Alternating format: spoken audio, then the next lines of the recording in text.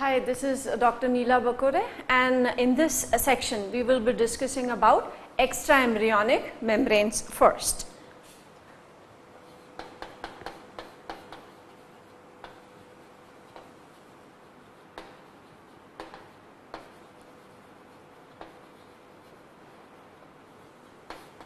These membranes are outside the embryos and they perform specific functions which help the embryo in various ways. There are 4 membranes which are found outside. First is allantois, or it is also known as allantoic membrane.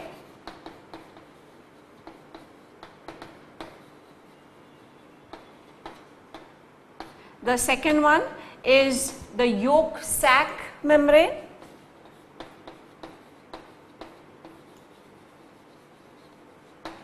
Third is amniotic membrane, or which is also known as amnion, and fourth is chorion. Now, when we were talking of placentation, we talked of that placenta can be formed by any of these membranes. If it is allantois which is participating in placenta, we call it allantoic placenta. If it is yolk sac participating, we called it yolk sac placenta, and then we talk of chorion participating in placenta formation. This membrane, that is amnion, it never participates in placenta formation, and chorion is with all of these. So when we say allantois, it is actually allantois and chorion. When we say yolk sac placenta, it is yolk sac membrane and chorion, and when we say chorionic placenta, it is only chorion. So amnion never participates in placenta formation. Chorion is in all types of placenta which are on the basis of which membrane helps. Now these membranes, as we said, they are extraembryonic, that means they are outside the embryo. So now if we make the structure which represents, say, the embryo, this is the embryo. So if you are able to recall, when we were talking about the formation of 3 germ layers, when the endoderm is formed, the endoderm which is formed by delamination, this part, that is endoderm here, and the trophoectoderm, the lower part, the upper part gives rise to the embryonic gut, and this lower part, it produces the yolk sac. So from the lower part of the abdominal region, we find a sac like structure which grows. This is known as yolk sac.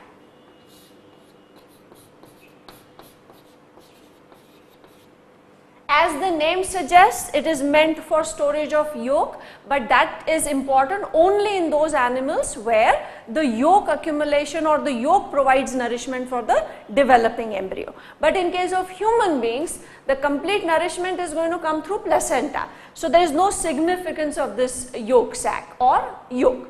So here, in case of human beings, it is filled with a fluid and it is highly reduced. So it is in the form of a small pouch like structure. Behind this, that is towards the posterior part of the body, there is one more sac like structure which is smaller again, and this is known as allantoic membrane or allantois. So this second one is allantois. Now this complete embryo, excluding these 2 membranes or these 2 sacs, that means from the starting of this, so it is going to cover only the embryo part. So it starts from here, that is beginning of the yolk sac, it covers the embryo and it comes till the end of the allantois and here in the middle region also. So it covers the complete embryo but does not cover these 2 sacs. This is known as amnion. This amnion, it provides aquatic medium because here there is a fluid which is filled, and some cells which get detached while formation of this fetus, they are also here. So this fluid which is formed is known as amniotic fluid. amniotic fluid is used in the technique called amniocentesis, which is basically a technique to detect if there are some kind of metabolic or genetic disorders in the fetus itself. So that those techniques we will talk of later on. Now this entire thing, that means the embryo surrounded by amnion plus these two sacs, this complete structure is surrounded by one more membrane, and this membrane is the same which has given rise to these chorionic villi. So this membrane is chorion. So chorion surrounds embryo and other three extra embryonic membranes. So chorion is outermost, and that is why when we say placenta formation, if it is allantois helping, then chorion also comes along with it because it is an outermost layer. If yolk sac helps in placenta formation, chorion also comes with it. Now let us take the functions of these three. Allantois, it helps in removal of waste. Removal of waste material. So it actually acts like the embryonal kidney. So it acts as embryonal kidneys. Again, this is reduced in human beings because this job is also done by placenta. So placenta provides nourishment also, and it removes the waste material also from the fetus. Yolk sac, as we discussed, that it is meant for accumulation of yolk, but in human beings it is reduced, but its function is to provide nourishment. Provide nourishment. And in organisms, the job of providing nourishment is done by gut. So it is actually acting as, this yolk sac acts as embryonal gut digestive system. Though in human beings its function is highly reduced because this function is taken over by the placenta. Amnion, it provides aquatic medium for the fetus to grow. It provides aquatic medium for the fetus to grow, and it also protects the fetus from mechanical shocks.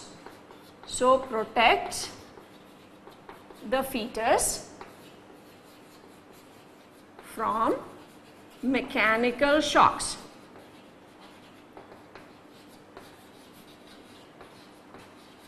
This amniotic fluid also has an important role. It is used in a technique which we were talking about. It's called amniocentesis, used for, the technique is known as amniocentesis. And chorion, it helps in exchange of gases. So exchange of gases, and so it is actually acting as embryonal lung.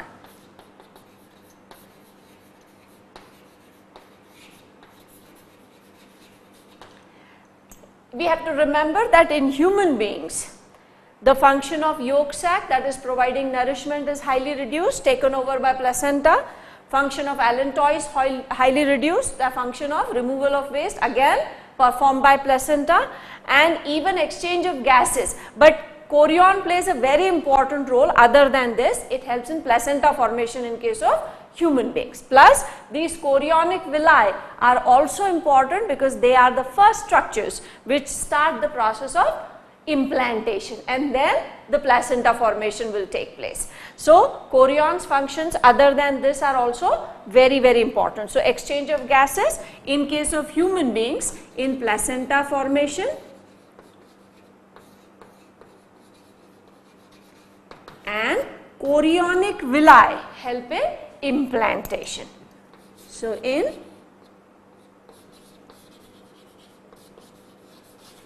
implantation. So these are extra embryonic membranes, and the reason why they are called extra embryonic because they are outside the embryo. But all of them play a very important role, though in human beings the role is slightly reduced of the two membranes, that is yolk sac and allantois. Now the embryo is growing in this aquatic medium. Gestation period in human beings is about 280 days or 9 months. After this embryo is ready. Now the process of parturition followed by lactation. So let us take these two processes now. The process of parturition.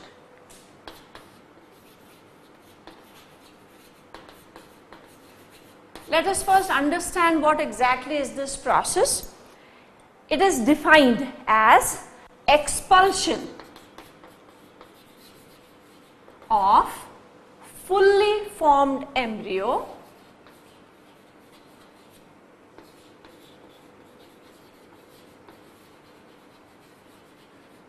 after completion of or on completion of gestation period.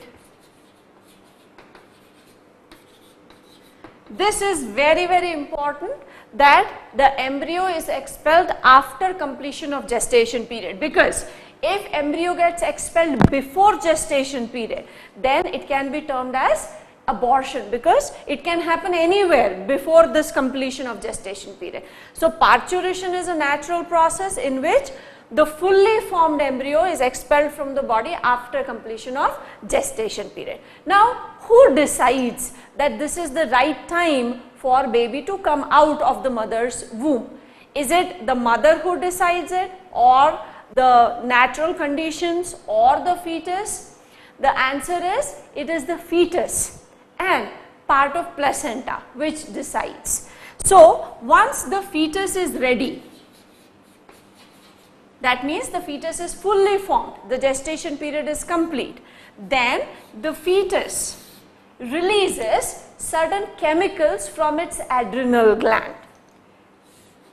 These chemicals are known as fetal ejection factor. So fetus releases fetal ejection factors. These are chemicals similar to hormones, and they are released from the adrenal gland of the fetus after the fetus is fully formed. This fetal ejection factor, it crosses the placenta. It crosses the placenta and it goes into the mother's body. Now this factor is produced or secreted by the fetus, fully formed fetus, which is ready to come out of the mother's body. This factor, it crosses the placental barrier and enters into the mother's body. So now in the mother's body, this chemical, that is fetal ejection factor, it will stimulate mother's pituitary. And when mother's pituitary is stimulated, then it secretes a hormone called oxytocin. Let us go over the sequence again. Parturition is expulsion of fully formed embryo or fetus after completion of gestation period. Once the fetus is fully formed, it produces a chemical which is similar to hormones. This chemical is known as fetal ejection factor. It is released from the adrenal gland of the fetus. This chemical crosses the placenta and enters into the mother's body. Now with mother's blood, it goes into the mother's pituitary. It stimulates mother's pituitary to secrete oxytocin. Oxytocin causes uterine contractions.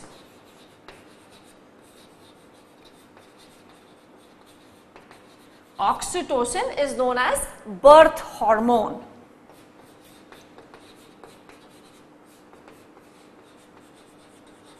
It is called birth hormone. it causes uterine contractions. The myometrium of the uterus, it starts contracting. Initially, the contractions take place at an interval of 30 minutes to 45 minutes. Slowly, as oxytocin concentration increases, these contractions become more frequent and more powerful. And once they become more frequent, more powerful, this force is enough to push the baby out. And these contractions are very, very painful because they are very strong contractions. So this is known as labor pain. So these contractions, when they become more frequent and more powerful, they become painful, and that is known as labor pain.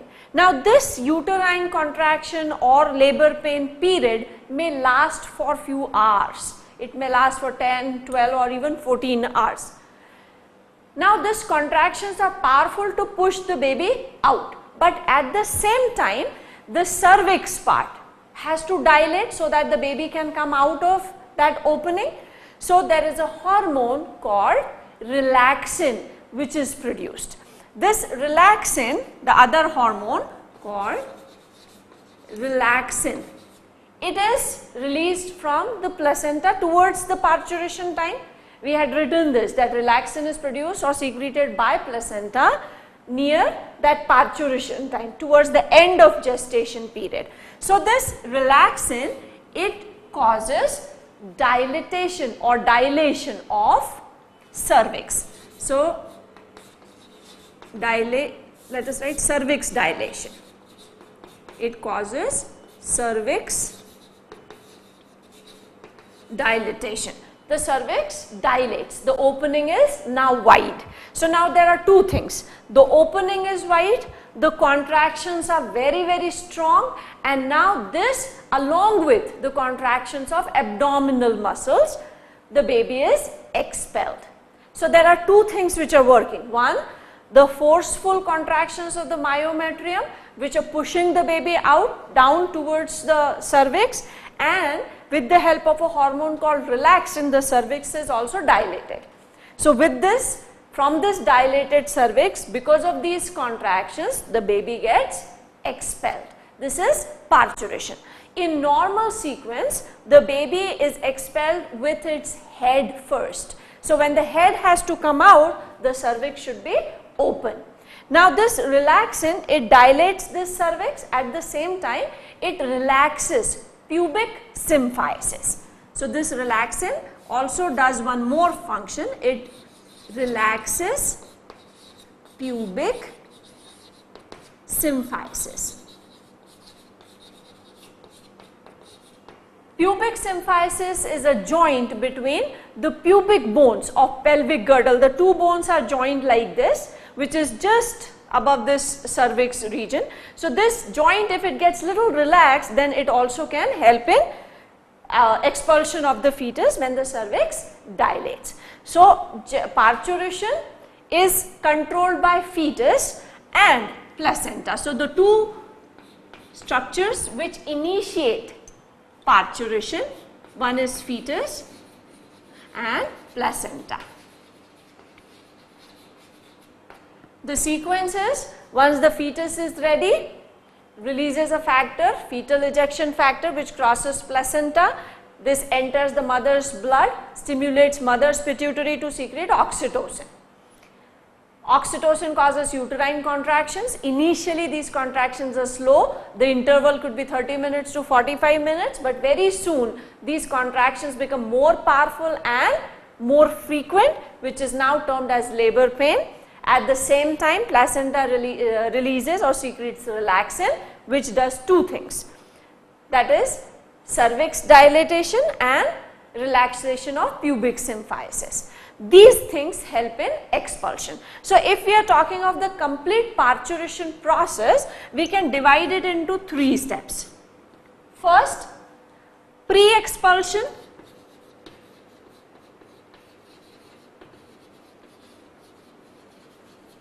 This phase is pre-expulsion phase. That means basically the labor pains when initially the contractions are slower and then they become faster. This may last for hours, maybe 10 to 12 hours. Then this is followed by expulsion phase. Expulsion phase is when the baby is actually coming out of the mother's body. This phase is short. It is about 20 minutes to 30 minutes or even shorter than that. And after that, the phase is known as post-expulsion. When we were talking about different types of placenta, we said in human beings, the placenta is made up of two parts, one contributed by mother, which is known as maternal placenta, and other contributed by fetus, which is called fetal placenta.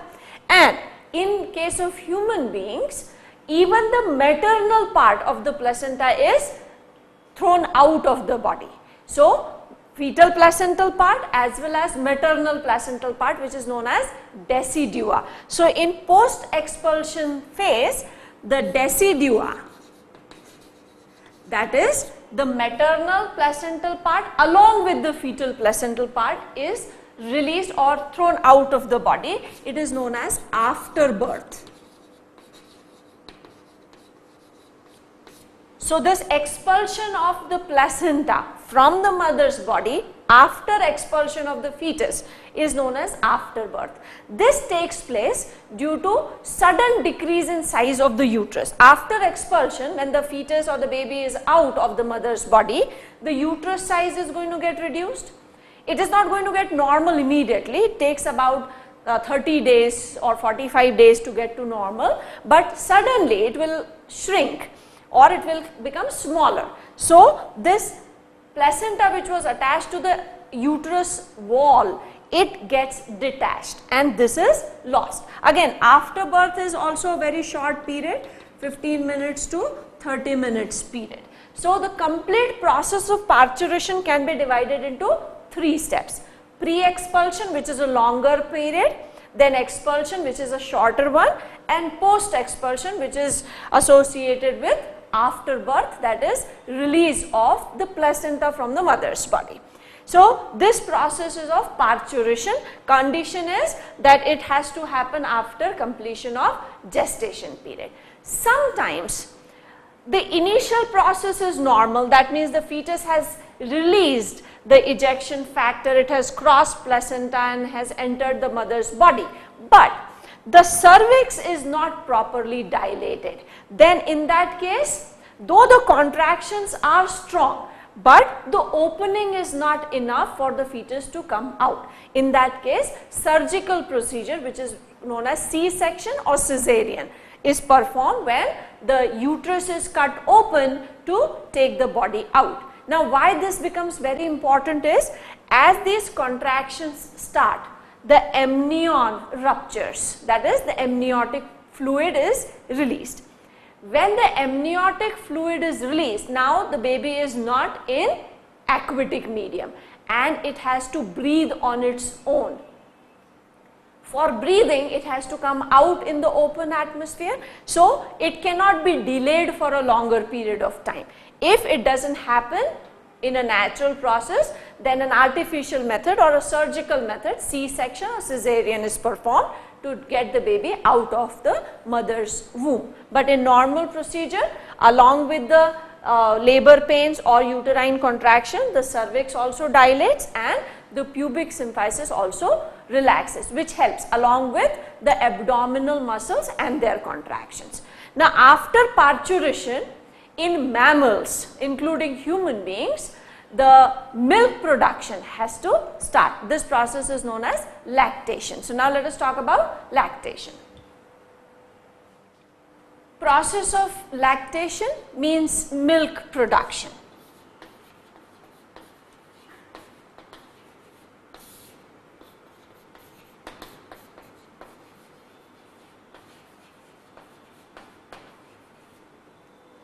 The hormones which help, a major hormone is prolactin.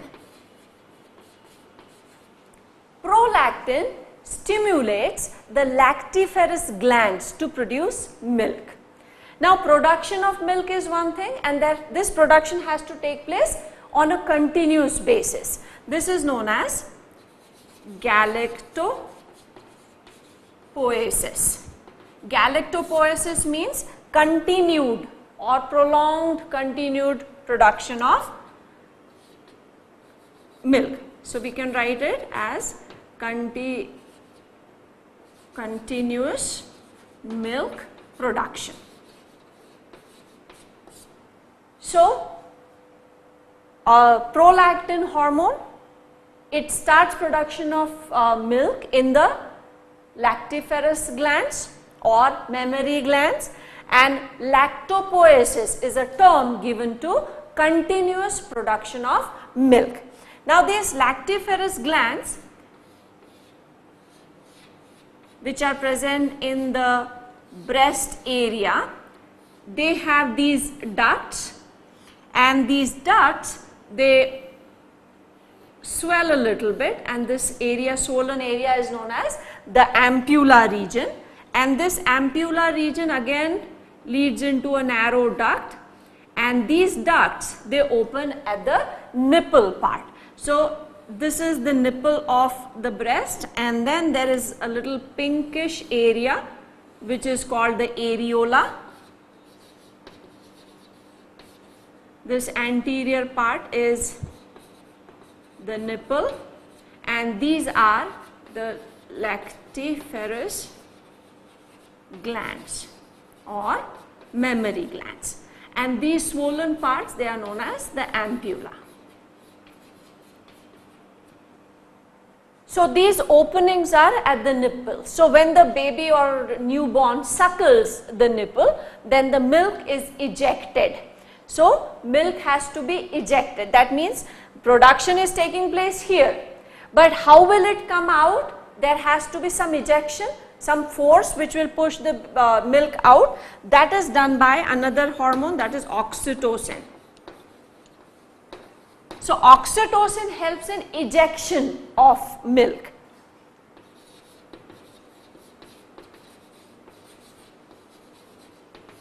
So, milk production is one thing which is with the help of prolactin, and ejection, because oxytocin will bring about contractions. So, when contraction takes place, these glands will contract, plus the muscles around them will contract, and the milk will be ejected out.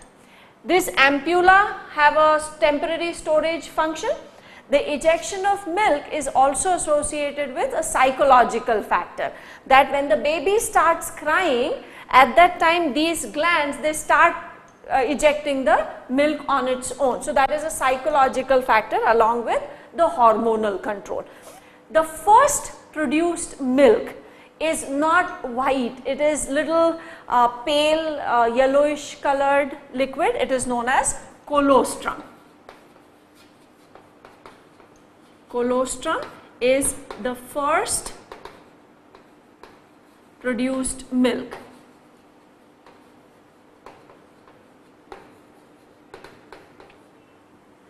When this first produced milk is released, at that time there are some cells also which are released, because these openings are going to open at that time. So, when the openings are opening at that time, whatever cells were there at the opening, they are also released. These cells are filled with glycogen. So, that is also going into the baby's body as a food supplement. So, colostrum contains glycogen filled cells, and along with it, the colostrum also takes antibodies. So, it has antibodies IgA. It is known as immunoglobulin A. So, there are two antibodies actually now in the fetus. One IgG, which crosses the placenta. So, by the mother, the antibody G has been introduced or sent into the fetal body through placenta, and through milk IgA, because the first time when the baby starts producing antibodies is the age of 4 months. Till that time, it is not having any antibody of its own. So how is it protected from all the infections and diseases and all? With the help of these two antibodies which are given by the mother, IgG and IgA, and that is why colostrum, that is the first produced milk, is very, very important for the baby's immunity. And after this colostrum, which is produced for initial a day or two, and then it is the regular milk which is produced, and the milk is a rich source of proteins, fats, carbohydrates. It is a complete nourishment for the baby. So milk production starts by prolactin, ejection is by oxytocin, which actually contracts these glands so that it can be released. Plus a psychological factor is also there, which is just the suckling, the sensation of suckling of nipple can also stimulate release of milk, or even baby's cry can also release the milk. So it is a psychological aspect of milk ejection. Colostrum, the first produced milk, rich in antibody, and that is why it is very, very important for the baby's immunity or health. So now with this, the complete human reproductive system is done.